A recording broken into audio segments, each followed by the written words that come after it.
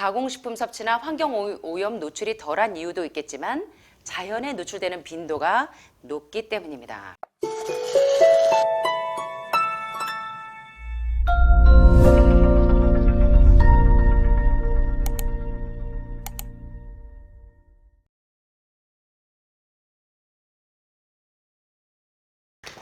자, 이번 시간에도 닥터 조한경 선생님의 환자혁명에서 지난 시간에 일부에서 살펴본 것처럼 아토피와 알레르기와 같은 장누수 증후군으로 인해서 면역력이 떨어져서 자가면역 질환에 노출이 될 때 특별히 아토피와 알레르기가 많이 발병되는데, 일부에서는 엄마로부터 비롯되어지는 아토피와 알레르기의 원인을 살펴보았다면, 이번 시간에는 환경 호르몬에 의해서 우리가 매일매일 사용하는 이것들에 의해서 아토피와 알레르기가 심각하게 유발될 수 있다는 내용들을 살펴보도록 하겠습니다. 자, 특별히 아토피 알레르기 증가의 원인이 바로 제초제 농약에 있습니다. 특별히 땅콩을 재배할 때, 자, 흔히 사용되는 제초제 농약이요, 땅콩을 재배하는 과정에 8일에서 10일 정도 글라이포세이트라고 하는 제초제 농약을 살포하게 됩니다. 사실 지금 여러분들이 계속 유기농을 드시는 거, 그리고 GMO가 아닌 유전자가 조작되지 않은 음식을 드시는 거 참 중요합니다. 조금 비용이 많이 비싸고, 그래서 참 하늘마을도 굉장히 어렵습니다. 저희가 거의 그냥 유기농을 사다 먹는 게 훨씬 편리하고 비용도 더 절약할 수 있음에도 불구하고, 저희가 이제 봄철 되니까 지금 뭐 다 난리가 났죠. 지금 땅 경작하고 다시 부득이하게 저희가 이렇게 농사를 질 수밖에 없는 게 이런 사실 때문입니다. 그래서 여러분들 이제 그 시골에 가셔서 이제는 이제 정년퇴직을 다 하시고 하셨으니까 시골에 가셔서 텃밭을 가꿔서 내가 먹을 야채들 그런 거 좀 직접 재배해서 드시면 굉장히 기분도 좋고 살아있는 음식을 그냥 드셔서 참 좋습니다. 그리고 이런 농약에 노출되지 않으니까. 특별히 땅콩을 재배하는 과정에서 8일에서 10일 정도 글라이포세이트를 살포합니다. 글라이포세이트는 토양에 있는 영양소를 움켜쥐고 안 놓아주기도 하지만 좋은 박테리아까지 싹 박멸시킵니다. 미국 기업 몬산토의 특허품인데 초기 특허 내용이 바로 항생제입니다. 그래서 요새는 감자를 재배할 때 감자에도 항생제를 넣더라고요. 농약을 그래서 참 많이 놀랐습니다. 자, 사람이 섭취할 경우에 장내 유익균에 해를 끼치고 염증을 유발하는데 알레르기 증상을 특별히 심하게 만들기도 합니다. 그런데 농가에서 자라면서 글라이포세이트에 노출된 아이들 사이에서 이런 아토피나 알레르기가 상당히 많이 증가하는 경우를 보게 됩니다. 그래서 이런 살충제가 굉장히 위험하고요. 그 다음 사실 여기 보시니까 과도한 위생관념과 항생제 저항. 이거 좀 생소하시죠? 우리 아이들이 밖에 갔다 오면 이 바이러스나 이런 세균에 감염될까 봐 들어오자마자 옷 뺏겨가지고 엄마들이 뭐 옷 빨리 목욕시키고 머리 감기고 그 다음에 막 손부터 바로 씻게 하고, 이게 기본인데 보니까 아토피나 알레르기의 원인 가운데 하나가 과도한 위생관념과 항생제 저항이랍니다. 자, 통계적으로 너무 깨끗한 나라에 사는 아이들에게서 알레르기가 덜 할까요? 더 할까요? 여러분 생각은 어떠세요? 환경이 깨끗한 데서 알레르기가 더 많이 생길까요? 덜 생길까요? 더 생길 것 같으세요? 덜 생길 것 같으세요? 덜 생길 것 같으세요? 이거 보세요. 더 흔하답니다. 참 아이러니하죠? 자, 세균과 흙을 접해보지 못해서 오히려 면역력이 떨어진다는 가설입니다.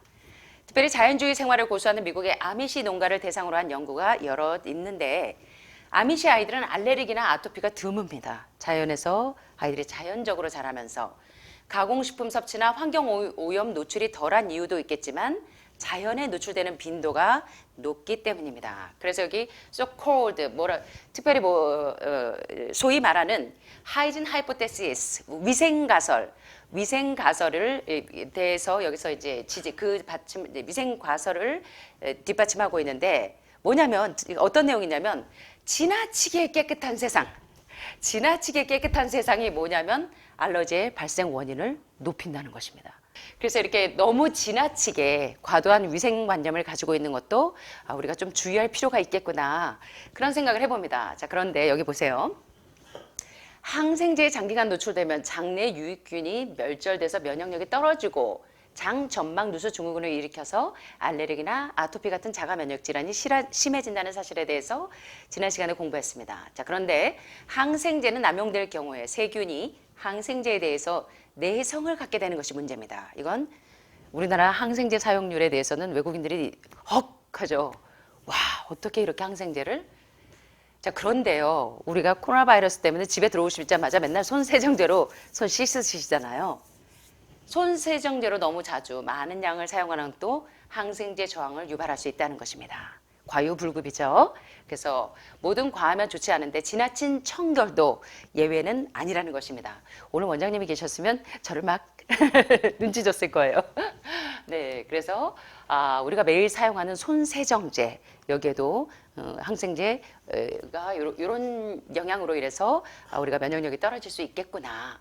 이걸 생각해 볼 수가 있겠고요. 다음에는 바로 트랜스 지방과 식품 첨가물입니다. 가공식품 때문에 모든 피부 질환과 모든 혈관 질환의 지배적으로 요인이 되는 것이 바로 트랜스 지방이죠. 오죽하면 콜린 캠벨 교수님이 세계적인 심장 전문의, 수술 전문의가 지방이 범인이다. 스텐트나 바이패스의 가장 큰 원인이 바로 동물성 단백질과 동물성 지방. 장루수 증후군도 지난 시간에 공부하신 것처럼 거대 단백질, 소화되고 흡수되지 않는 단백질이 뭡니까? 여러분 아시는 것처럼 인슐린라이크 그로스 팩터원과 같은 동물성 단백질, 소화되지 않는 단백질이 바로 장누수 증후군을 유발할 수 있다는 것을 살펴보셨는데 지방과 음식물 첨가물, MSG나 각종 첨가물, 카페인이 들어가 있거나 이런 요소들에 의해서 세포가 탈수되기도 하고 면역력이 초토화된다는 것입니다. 자, 가공식품이 가장 큰 원인 중에 하나입니다. 과자만 끊어도 아토피와 알레르기가 해결되는 아이들이 상당히 많죠. 식품업계는 식품 첨가물이 안전하다고 항변하지만 최소한의 안전일 뿐 사실 건강식과는 거리가 멀다는 사실을 여러분은 아실 수 있을 겁니다. 저기 햄버거, 피자, 쿠키 종류들 많습니다. 우리 아이들이 좋아하는 거, 우리 아이들 환장하게 하는 것들 너무 많아요. 예, 그런데 건강식과는 거리가 멀고 또 건강 면에서 볼 때는 재앙 수준이고 가공식품의 트랜스 지방이 장내 유익균에 악영향을 끼쳐서 알레르기나 아토피의 위험을 증가시킨다는 것입니다. 방부제도 알레르기 증가의 원인이 될 수 있고 특별히 질산염이나 아황산염 인공색소도 문제를 일으킵니다. MSG는 특별히 이런 모든 것들을 패스트푸드, 트랜스 지방산 이런 거, 감자튀김, 아크릴라마이드, MSG가 들어가지 않은 이 정제식품이 없죠, 거의. 알레르기뿐만 아니라 뇌를 파괴하는 신경 독소라는 것입니다. 그래서 이런 것들이 굉장히 위험하고 게다가 우리 아이들이 즐겨 먹는 과자의 요 성분명들을 다 보시면 교차 오염 때문에도 알레르기나 이 아토피가 많이 발병이 되기 때문에 최근에 표기가 되어 있습니다. 가공식품이 제조 과정에서 교차 오염에 노출되는 것도 문제입니다. 이 뭐냐면 같은 공장에서 이 공장에서 쇠고기, 돼지고기, 토마토게를 사용한 제품과 같은 제조 시설에서 교차 오염되도록 다시 여기서도 만들었습니다라는 이런 것들을 표기한 이유가 본 제품은 새우, 도마도를 제조한 설비에서 함께 제조되었습니다라고 표기해서 특정 성분의 알레르기가 있는 소비자에게 미리 정보를 제공하도록 한 이유가 바로 그런 이유에서입니다. 아토피나 알레르기에 노출되는 것을 주의하도록. 그 다음에 이제 아토피 알레르기가 증가한 원인 중에 또 하나 물질이 바로 화학물질입니다. 여기 보시면 여러분 놀라실 거예요. 왜 임산부가 특별히 우리 임산부들이 식이요법을 잘 하셔야 되는지를 이 부분에서 여러분들이 좀 캐치하시면 좋습니다. 자, 현대 환경은 화학물질의 노출을 피할 수가 없습니다. 세상 만물이 화학으로 이루어져 있긴 하지만 인류에게 익숙치 않은 새로운 화학물질들에 지나치게 노출되는 것이 문제입니다. 자, 우리 몸이 이러한 새로운 화학물질을 효율적으로 분리해서 배출하는 방법을 아직 몰라요. 물론 여러분들이 이런 화학물질을 배출하기 위해서 우리 몸속에 있는 수은이나 납 이런 것들을 중독되어 있는 것을 해소하기 위해서 숟가루를 드시기도 하고 수페치를 붙이기도 하고 또 이제 영양소를 드시기도 하는데 아연이나 징크 같은 것들이 독소를 녹여내니까 그런 걸 드시기도 하는데 심각하다는 것입니다. 어느 정도 심각한지 오늘 한번 보세요. 여러분 놀라실 겁니다. 태아로 엄마 뱃속에 있을 때부터 화학물질에 노출되는데 자, 미국 환경연구단체인 EWG의 2004년 연구에서 신생아 10명의 탯줄을 분석해 봤더니 287가지의 화학물질이 검출됩니다. 신생아요. 10명의 탯줄을 분석했는데 287가지의 화학물질이 검출이 됐습니다. 여러분 놀랍지 않으십니까? 자, 그러면 신생아에게서 비롯됐을까요? 엄마에게서 모태로부터 비롯되었을까요? 그거 보면 우리 엄마들이 임산부들이 얼마나 그 식단 조절을 잘해야 될지. 자, 그런데 보세요. 그 287가지의 화학 물질들이 어떤 성분인지 대표적인 그 성분들을 한번 살펴보겠습니다. 폴리염화비페닐이라고 하는 PCB는요. 지방이 많은 육류, 유제품, 우유 유제품, 생선에 의해서 노출이 됩니다. 예.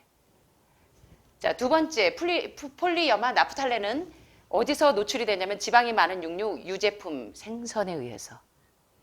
자, 세 번째 폴리브로마 디페닐 에테르는 카펫이나 컴퓨터, 텔레비전 오염된 진먼지, 식품에 의해서 노출이 됩니다. 유기염소 농약은 오염된 음식이나 식수에 의해서 노출이 됩니다. 염소와 다이옥신 및 프라는 지방이 많은 육류, 유제품, 생선입니다. 다방향적 탄화수소도 차량이나 공장으로 오염된 공기나 태우거나 기름진 음식. 예, 여러분 삼겹살 자글자글 태워서 드시는 거 좋아하셨죠? 예, 다이옥신이나 벤조피린과 같은 발암 물질들이 드글드글하다는 것입니다. 우리의 뇌를 파괴하고 혈관을 파괴하고 심지어는 갓 태어난 신생아들의 탯줄에서도 이렇게 수많은 이 뇌를 파괴하고 몸을 파괴하는 이런 화학물질들이 검출된다는 것입니다. 놀랍지 않으십니까? 그래서 태교가 그렇게 중요한 겁니다. 태교가 뭐 좋은 음악 듣는 것도 좋고 마음을 평안하게 가지고 하는 것도 좋지만 산모들이 좋은 음식 먹는 게 그렇게 중요하다는 것입니다. 우리 아이들의 건강을 위해서도 이 보세요. 메틸수은이나 다이옥신이나 이거 죄다 다 지방이 많은 육류, 유제품, 생선, 특히 해산물에 메틸수은이 많은 거. 그래서 여러분들 처음에 오셔서 이제 양자 스캔으로 몸을 이렇게 보면 수은, 납, 비소에 중독되어 있는 분들이 상당히 많습니다. 레벨이.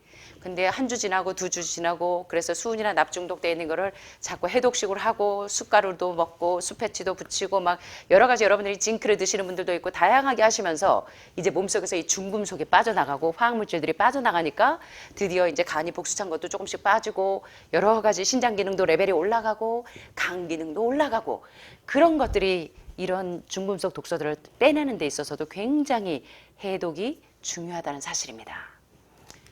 아이들뿐만 아니라 자 2007년 영국에서 PFOA에 노출된 쥐가 달걀을 접했을 때 알레르기 반응을 보인다는 것이 관찰됩니다.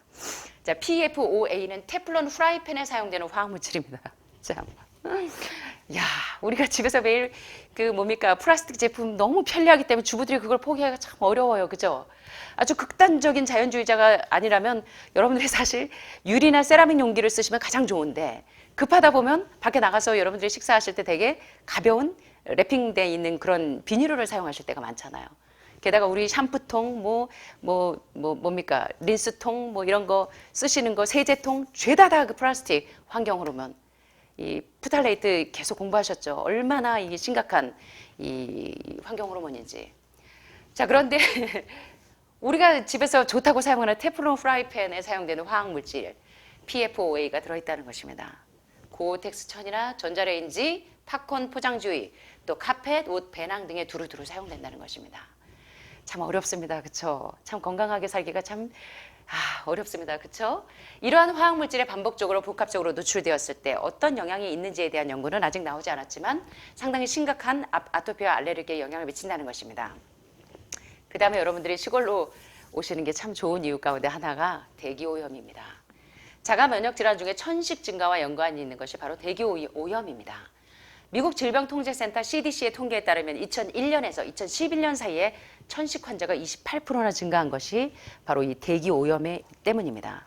이 공장의 폐수들 또는 여러분들이 버스 타고 다닐 때 버스에서 나오는 매연들 요새는 뭐 젊은 층들은 도시를 너무 좋아하기 때문에 저는 도시에서 잠을 자려면 도대체 소음 때문에 잠을 자기가 참 어려운데 소음이 있어야 또 잘 주무시는 분들도 있더라고요.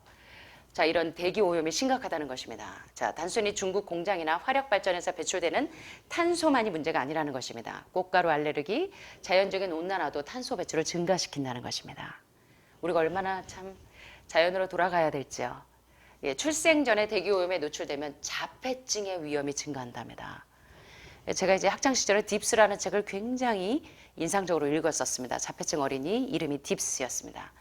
그 친구가 이제 자폐증이 된 이런 아이의 그런 그 삶을 묘사한 책들인데요. 자폐증에 걸린 친구들이 부모님들이 얼마나 애간장이 높겠습니까, 그렇죠? 그런데 이제 자폐증의 위험을 증가시키는 데 있어서 환경 호르몬이 지배적으로 작용한다는 거. 이거 좀 잘 숙지하시면 좋을 것 같습니다. 특별히 자폐 아동들은 대체로 기관지와 비강의 증상을 일으키는 음식물 알레르기를 갖고 있는 경우가 상당히 많습니다. 그래서 이제 피부 알레르기나 이런 자폐증이나 대개 대기오염과 관련이 있더라. 마지막으로 장점막 누수 증후군입니다. 장점막에 균열이 생겨서 소화가 덜 된 이 거대 단백질, 특별히 동물성 단백질, 동물성 지방 이런 것들이 체내에 침입하면 우리 몸이 이거를 병용균으로 오해해서 항체를 만들어냅니다. 그래서 그와 비슷한 분자 구조를 가진 것들을 모두 공격하는데 지난번에 2가지 음식이 있다고 배우셨어요. 막 헷갈려서 적은 줄 알고 병원균으로 오인하고 막 공격하는 이유가 바로 우유 단백질인 카제인하고 또 하나는 소 단백질인 거 지난 시간에 공부하셨습니다. 기억나세요? 네. 예. 그래서 우리의 신체 일부가 공격 대상이 되기도 합니다. 전형적인 자가 면역 질환이죠. 자, 그래서 이번 시간에는 이제 일부에서는 엄마에게서 비롯되어지는 아토피와 알레르기, 자가 면역 질환의 원인들을 살펴보았다면 이번 시간에는 환경 호르몬에 의해서 발생되어지는 이런 피부 질환, 각종 피부 질환과 자가 면역 질환의 원인들을 살펴보았습니다. 자, 그렇다면 3부에서는 하루에 2번 이것을 먹으면 이런 아토피나 알레르기를 아주 완화시킬 수 있는 그런 방법들에 대해서 살펴보도록 하겠습니다. 감사합니다.